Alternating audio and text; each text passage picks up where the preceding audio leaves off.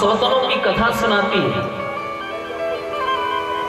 लेकिन मां कैकेयी ने क्या कहा? मां कैकेयी ने कहा, जो विधि जन्म देनी करी छो, जो विधि जन्म देनी करी छो, जो विधि जन्म देनी करी छो, जो विधि जन्म देनी करी छो, हो राम सिय पूत पतो,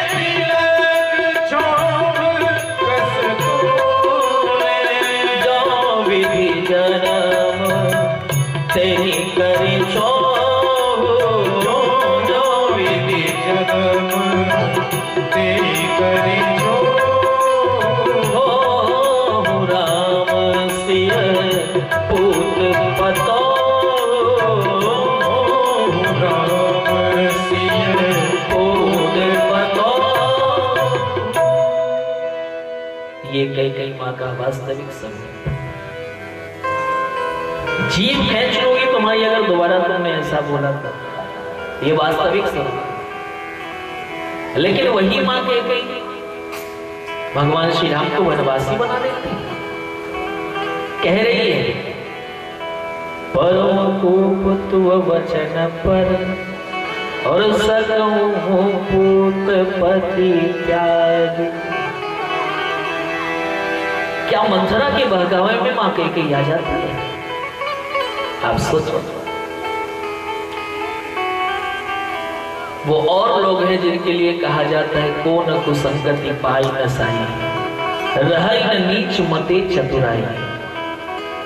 लेकिन जो राम जी की प्रत्येक प्रेमी है, क्या उस पर भी कुसंग का असर हो सकता है? कुसंग का असर नहीं है। भगवान श्री राम को दिया गया वचन याद आ गया मां कैकेयी को।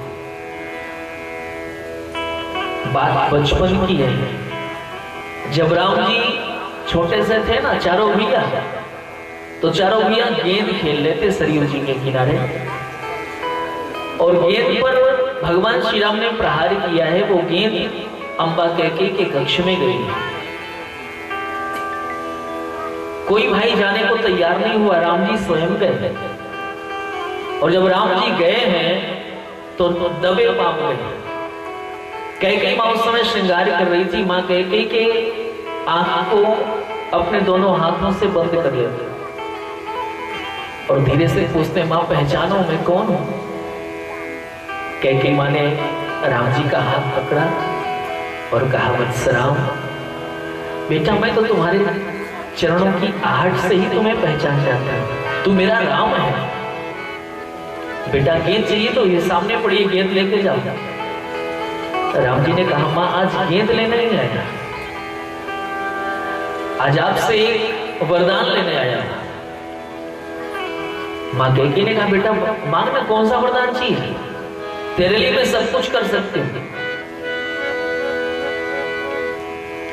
भगवान ने कहा कि मां मेरी प्रसन्नता के लिए तू सब कुछ कर सकती है। कहा सब कुछ कर सकती हूं।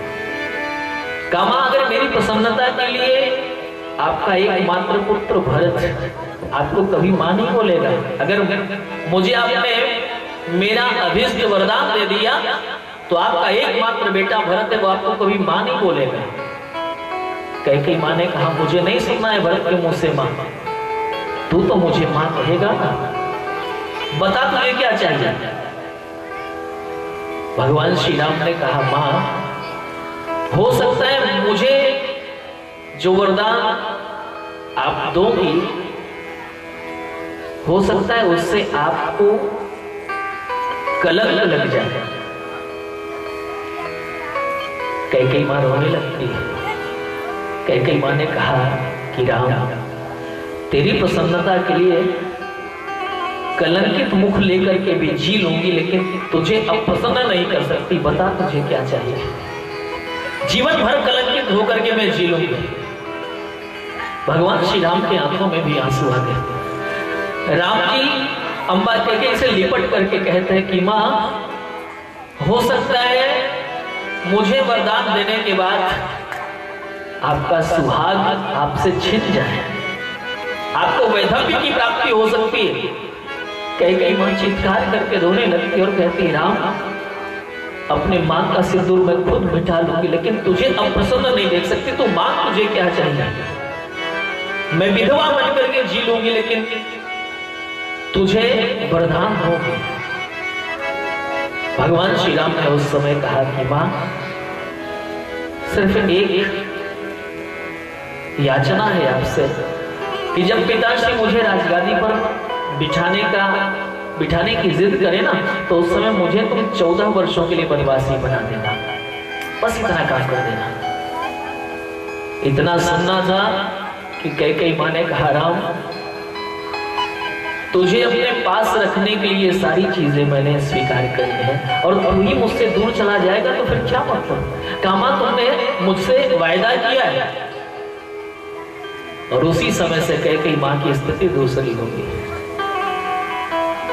अम्मा कैकेयी भगवान श्री राम को कभी अपने से दूर नहीं जाने देती थी। भरत जी कई बार निहाल गए, शत्रुघ्न जी कई बार निहाल गए, लेकिन राम जी को कभी अपने से दूर नहीं जाने दिया। क्योंकि वो जानती है कि एक दिन मेरे लाल को मैं ही 14 वर्षों के लिए वनवासी बना दूंगी। कैसे इसको अपने से दूर करूं? आज जब मंथरा ने कहा है, सुतहि राज रमहि वनवास, मंथरा ने कहीं नहीं कहा है कि तुम्हें अपने पुत्र को त्यागना पड़ेगा, तुम्हें अपने पति को त्यागना पड़ेगा। मंथरा ने नहीं कहा। उसने तो सिर्फ इतना कहा है कि सुतहि राज रामहि वनवासो लेहु देहु लेहु सब सब निहुलासो। उसने तो सिर्फ इतना कहा। 14 वर्ष की बात किसने कहा था? राम जी ने। और इसलिए मां कैकेयी कह रही, परम कूप तु वचन पर सकौ पूत पति त्यागा। राम, तेरे लिए मैं अपने पुत्र पति सबका त्याग कर दूंगी, लेकिन तुझे दुखी नहीं करूंगी। ये भक्तों के जीवन का चरम लक्ष्य है। भक्त अपने लिए नहीं जीता है। अपने को घटना सभी होगी। भगवान द्वारिकाधीश बन गए। गोपियां भगवान के विरह में नृत्य रुदन किया करती थी, रोज उनकी याद किया करती थी। कोई क्षण भगवान से दूर रहती ही नहीं थी। एक दिन भगवान श्याम सुंदर ने एक लीला रची देवर्षि नारद जी के साथ मिलकर के।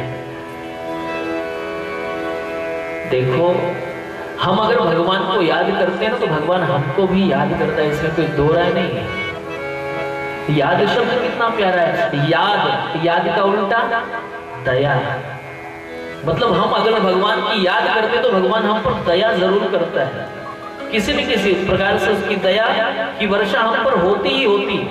समझने की बात। गोपियां अगर भगवान को याद किया करती थी तो भगवान भी उनको याद किया करते थे। श्रीमद् भगवद गीता कहती है, ये यथा मां प्रपद्यन्ते तांस तथैव भजाम्यहम्। मैं भी उसका उसी प्रकार से भजन करता हूं जो मेरा जिस प्रकार से भजन करता है। ये सिद्धांत है। भगवान श्याम सुंदर जब सोया करते थे ना, तो अचानक नींद में ही उनके मुंह से हा राधिके, हा ललिते, हा विशाखा गोपियों का नाम उच्चरित हुआ करता था। एक दिन सत्यभामा ने कहा कि नाथ, एक बात बताओ, क्या हम 16,108 पटरानियां जो आपके पास है, क्या हम लोग आपको उतना प्रेम नहीं करते जितना आपको गोपियां करती हैं? आप सोते समय भी गोपियों का नाम लेते हैं, राधा रानी का नाम लेते हैं। अन्य अन्य गोपियों का नाम लेते हैं। भगवान कृष्ण ने कहा कि देवी कभी अवसर आएगा तो बताऊंगा। एक दिन देवर्षि नारद जी के साथ मिलकर के लीला रची है ठाकुर जी ने। भगवान श्याम सुंदर ने अपने सर को पकड़ लिया और बहुत जोर जोर से रोने लगे। लोगों ने पूछा क्या हुआ, कहा सर में बहुत वेदना हो रही है। नारद जी तब तक आ गए। नारद जी से भगवान कृष्ण ने कहा कि देखो भैया, अगर कोई स्त्री अपने चरणों की धूल मेरे सर पर लगा देगी तो मेरा सिर दर्द ठीक हो जाएगा। अब नारद जी 16,108 पटरानियां हैं, सबसे कह रहे हैं कि देवी अपने चरणों की धूल दे दो, भगवान के मस्तक पर लगा देंगे, उनका सर दर्द ठीक हो जाएगा। तो एक वायदा आप सबसे हमने लिया था, पता नहीं वो वायदा याद है कि भूल गया, पर ना याद हो तो फिर से एक बार स्मरण कर लो। चूंकि हम सनातन धर्मी लोग हैं और सनातन धर्म में जैसे ही व्यक्ति का आगमन होता है ना, वो राम जी से जुड़ जाता है। विज्ञान चाहे जितना विकास कर ले, लेकिन सनातन धर्मी को राम जी के नाम से छूटने की व्यवस्था न दे पाया है, न ही भविष्य में दे पाने की कोई संभावना है। हम बचपन से ही, जन्म से ही राम जी से जुड़ जाते हैं। कोई भी बच्चा उत्पन्न होता है, धरती पर आया, तुरंत माताएं मंगल गीत गाती, बधाई गीत गाती, सोहर गाती है। वो सोहर कोई बना के नहीं गाया जाता, कहीं राम जन्म संबंधी तो कहीं श्याम जन्म संबंधी। मतलब अगर बच्चा जैसी धरती पर आया वो राम जी से जुड़ गया। कर्म क्षेत्र में प्रवेश करता है, विवाह संस्कार होता है, तो विवाह संस्कार में भी माताएं श्री राम विवाह के मंगल गीतों को गा करके हमारे कर्म क्षेत्र को भी राम जी से जोड़ देती है। जन्म भी राम से, कर्म भी राम से, और अंतिम यात्रा जब चार व्यक्ति कंधे पर लेकर के चलते हैं तो भी राम जी के नाम का ही सहारा होता है। इसलिए सभी लोग प्रेम से मेरे साथ वायदा करो, हमें राम राम, हमें राम राम, हमें राम राम कहना है, जब तक रहना है। हमें राम राम कहना है, जब तक रहना है। हमें राम राम कहना है, जब तक रहना है। हमें राम राम कहना है, जब तक रहना है। राम राम हरे राम, राम राम हरे राम, राम कृष्णा कृष्णा राधे कृष्णा, कृष्णा कृष्णा कृष्णा राधे कृष्णा, कृष्णा। बोलो राम राम हरे राम, राम राम राम हरे राम, राम कृष्णा कृष्णा राधे कृष्णा, कृष्णा कृष्णा कृष्णा राधे कृष्णा, कृष्णा।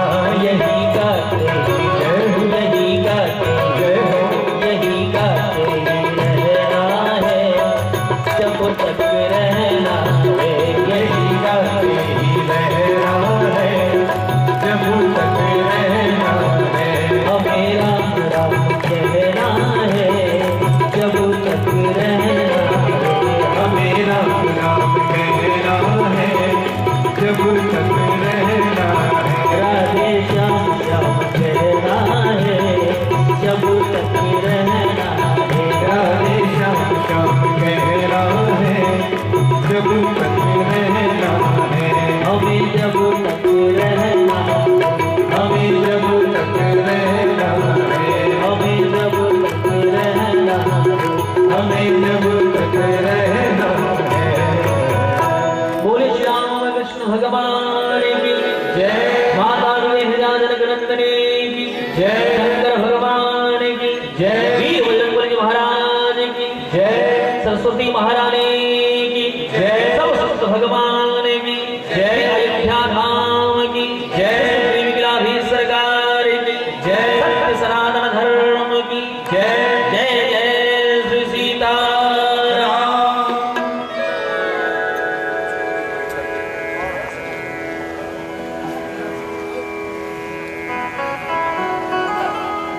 आरती।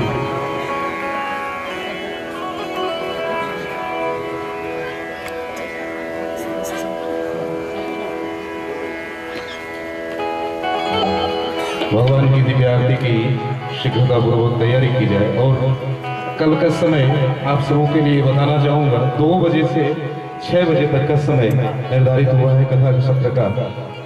आप सबों से विनम्र निवेदन होगा कि सभी समय से पांडाल में उपस्थित होने की कृपा करेंगे। समिति के समस्त सदस्यों से, पदाधिकारियों से हमारा निवेदन होगा यथाशीघ्र आप सभी सामने आए और भगवान की दिव्य आरती में सम्मिलित हों। हेलो हेलो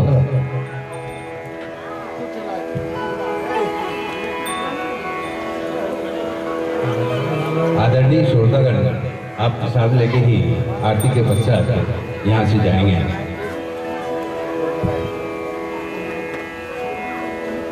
हरि और कल का द्वितीय दिवस का आपको समय मालूम हो चुका है और उसी निश्चित समय पर हमारा कार्यक्रम प्रारंभ होगा। इसलिए आदरणीय श्रोतागण से नम्र निवेदन है कि वो अपने निश्चित समय पर पंडाल को सुशोभित करेंगे और हमें आपका आभारी होने के लिए। हरि ओम। चंद्रमा मनसो जात चक्षुः सूर्यो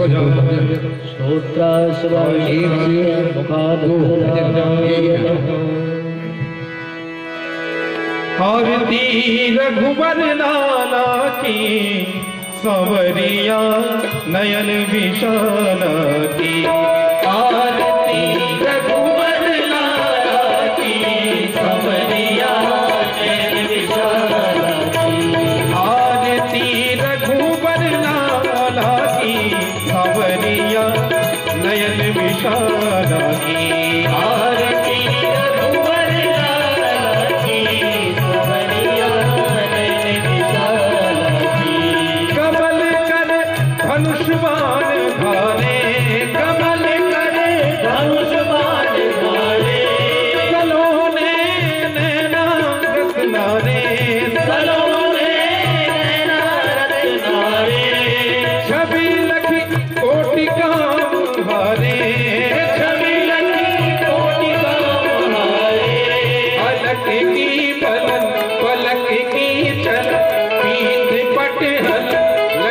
सुंदर वनमाला की, संवरिया नयन विशाला की।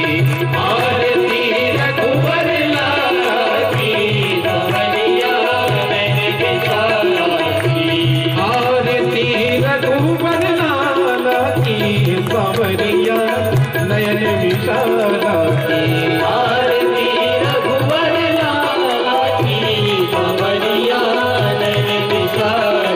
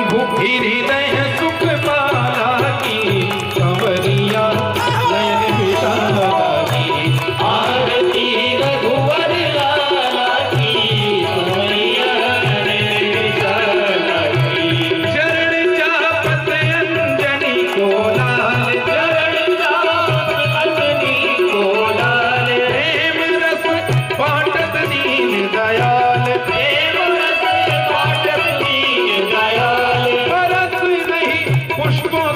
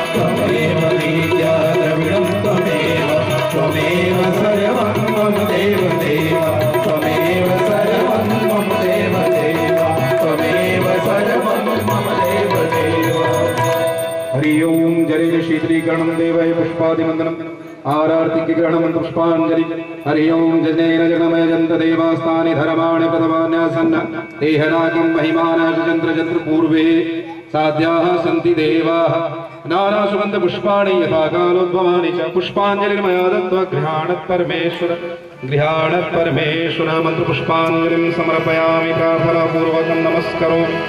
बोले श्री राजा रामचंद्र भगवान की जय, हनुमान जी महाराज की जय, कानाथ भगवान की जय, अयोध्या